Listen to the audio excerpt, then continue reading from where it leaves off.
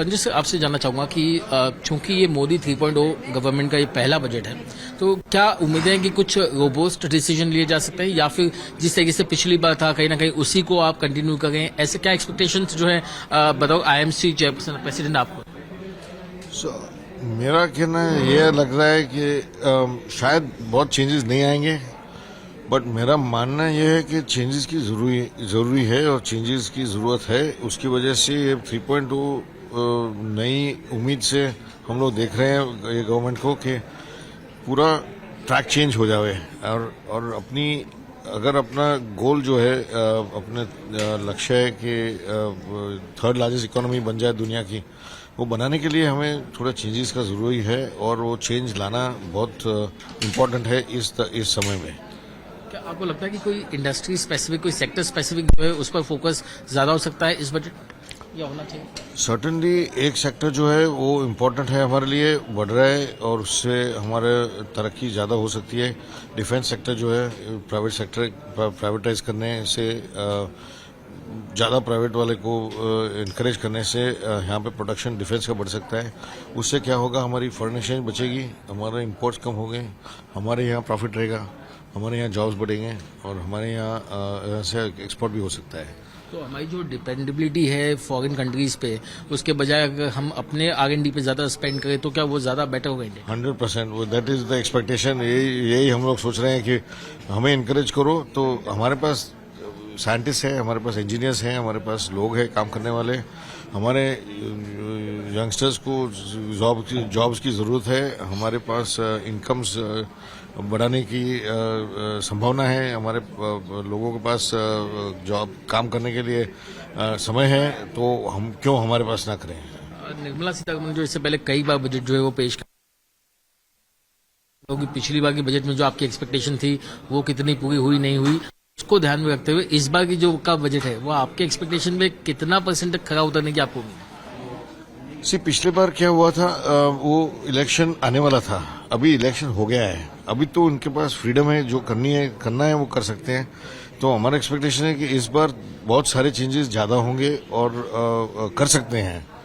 होंगे कि नहीं पता नहीं है मेरे को, वो हमारा प्रीवियस एक्सपीरियंस देखते हुए मैं ये बोल सकता हूँ कि शायद चेंजेस थोड़े से होंगे, ज्यादा नहीं होंगे, पर एक्सपेक्टेशन ये है कि ज्यादा चेंजेस होंगे।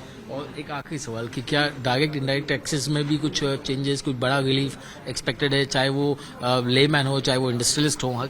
आई थिंक दो बड़ी चीज हो सकती है, एक तो कि नीचे वाला स्लैब बढ़ा जाए तो थोड़े से लोगों को स्लैब में से निकाल दिया जाए, फ्रीडम दी जाए कि टैक्स ना भरे, 7 लाख में से 10 लाख कर सकते हैं, 10 लाख से 12 लाख भी कर सकते हैं, और ऊपर वाला स्लैब शायद एक नया स्लैब आया जाए। मुझे लगता है टॉप एंड में एक नया स्लैब आएगा, नीचे वाला चला जाएगा, ऐसा हो सकता है, दैट्स मेरी संभावना है इसलिए। ओवरऑल मैं चाहती हूँ कि वो कुछ MSMEs के लिए करें, क्योंकि दैट्स द बैकबोन, अपना भारत का बैकबोन MSMEs है। तो लेबर का कुछ करे, स्किल डेवलपमेंट का कुछ करे। हमारी यूथ संख्या बहुत है, उसको हार्नेस करने के लिए आपको स्किल डेवलपमेंट करना ही पड़ेगा। बहुत सारे इंडस्ट्रीज बोल रहे हैं हमको मिल नहीं रहा है कोई काम करने को, और बहुत सारे लोग बोल रहे हैं हमको जॉब्स नहीं मिल रहे हैं। तो इसका सिंक्रोनाइजेशन ओनली स्किल डेवलपमेंट से हो सकता है। जो इंडस्ट्री को चाहिए वो सिखाना चाहिए यूथ को, तो ये यूथ हार्नेस हो सकता है। तीसरा मैं चाहती हूँ एक्सपोर्ट्स पे ध्यान देना चाहिए, क्योंकि ग्लोबल एक्सपोर्ट से ही हम बढ़ सकते हैं। वहाँ का ₹-डॉलर डिस्पैरिटी बहुत है, तो अगर आप कमाना चाहते हैं तो एक्सपोर्ट्स पे बहुत ध्यान देना चाहिए, इंसेंटिव्स देने चाहिए, और एक्सपोर्ट हाउसेस को ज्यादा से ज्यादा लोग ज्वाइन करना चाहिए। आपको लगता है कि विमेन एम्पावरमेंट के ऊपर जो खास फोकस हो सकता है, और खास तौर से अगर हम बात करें कि जो मिडिल क्लास पूरी जो यूथ है जनरेशन, या वुमेन को किया है, उन्होंने 6 महीने मैटरनिटी लीव दी है और पैटर्निटी लीव भी दे रहे हैं, लेकिन क्या हो रहा है ना, 6 महीने के बाद वुमेन को मेंटरशिप लगती है वापस ऑफिस ज्वाइन करने को, क्योंकि बहुत सारा मिस हो जाता है। और क्या होता है मालूम है, 6 महीने से 12 महीने हो जाते हैं। मेरे ही ऑफिस में 6 महीने लेते हैं, फिर 6 महीने अनपेड लीव लेते हैं, क्योंकि नहीं होता उनको दोनों संभालना। मैं क्या बोलती हूँ, हर एक ऑफिस ब्लॉक के मेरे पास क्रैशेस होने चाहिए, बेबी क्रैशेस बोलते हैं आपको, तो जिसके कारण उसके मोबाइल पे उनकी बेबी दिखनी चाहिए, एक्सपर्ट्स होने चाहिए जो बेबी को पूरा हेल्थ केयर दे सके और बेबी का संगोपन कर सके, वैसे होने चाहिए, तो वुमेन काम कर सकते हैं। एक ये सवाल ये भी जानना चाहूंगा कि एक तो कहीं ना कहीं गवर्नमेंट का फोकस होता है कि वो सेल्फ रिलायंट लोगों को बनाए, स्टार्टअप्स की तरफ वो जो है ज्यादा लोगों को प्रमोट करते हैं, क्योंकि वो कहते हैं कि जॉब लेने के बजाय आप जॉब देने वाले बने। हाँ, तो मैं विमेन को यही कहती हूँ, अगर अपने टाइम पे आपको करना है और बेबीज को संभाल के करना है, तो बेटर एंड एंटरप्रेन्योरशिप। हर एक वुमेन में कला है, कुछ कुकिंग कर सकती है, कुछ केटरिंग कर सकती है, कुछ डेकोरेशन कर सकती है, उनमें बहुत सारी कला छुपी हुई है। तो अगर वो एक्सप्लॉइट करे, उनको मेंटरशिप दिए, उनको एंटरप्रेन्योरशिप के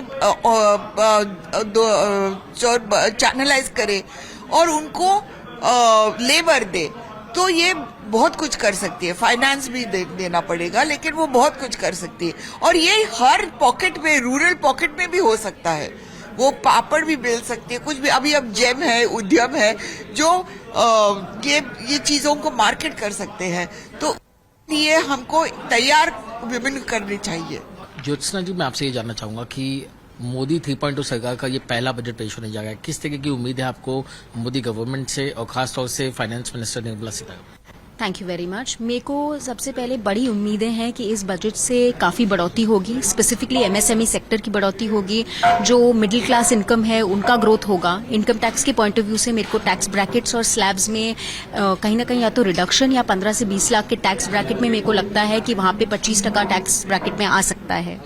उसके अलावा मेरे को जीडीपी में इंप्रूवमेंट दिख रहा है, 6.4 6.8 के तलक हो सकता है, उसके बीच में हो सकता है। फॉरेन इन्वेस्टमेंट्स में काफ़ी इंक्रीज हो सकता है, इन्फ्लेशन में डिक्रीज हो सकता है, अगर ये ओवरऑल में इंडस्ट्री की बात करूँ तो। एक मैं ये भी पूछना चाहूंगा, फॉर्मर फाइनेंस मिनिस्टर कहते हैं कि जो इंडियन इकोनॉमी है वो रिसेशन की ओर जा गई है, क्या वाकई में लगता है कि ऐसा कुछ होगा या फिर वो टैकल कर पाएंगी फाइनेंस मिनिस्टर? अगर आप देखो, ये इंडिया ग्रोथ स्टोरी है। अभी जैसे आपने बोला 3.0, तो 3.0 का ग्रोथ ही दिख रहा है। विकसित भारत हो या सस्टेनेबिलिटी हो, युवा क्षमता हो या विमेन एम्पावरमेंट हो, सब बढ़ोतरी की तरफ ही जा रहे हैं। एजुकेशन, हेल्थ केयर और स्पेसिफिकली विमेन एम्पावरमेंट में अगर देखा जाए तो ये सब ऊपर की कगार पे जा रहा है। एक आखिरी सवाल कि अगर मैं इंडस्ट्री वाइज अगर आपसे पूछूं तो कौन सी इंडस्ट्री पे सबसे ज्यादा फोकस इस 3.0 बजट का हो सकता है? जहां तक मेरा अनुमान है, मेरे को लगता है agriculture, renewable energy, particularly manufacturing में टैक्स एग्जेम्पशंस, जहां पे अगर आप बात करें ईवी मोबिलिटी के पॉइंट ऑफ व्यू से देखा जाए, तो मेरे को वहां पे और एमएसएमई की ग्रोथ में बढ़ोतरी लगती है। Thank you.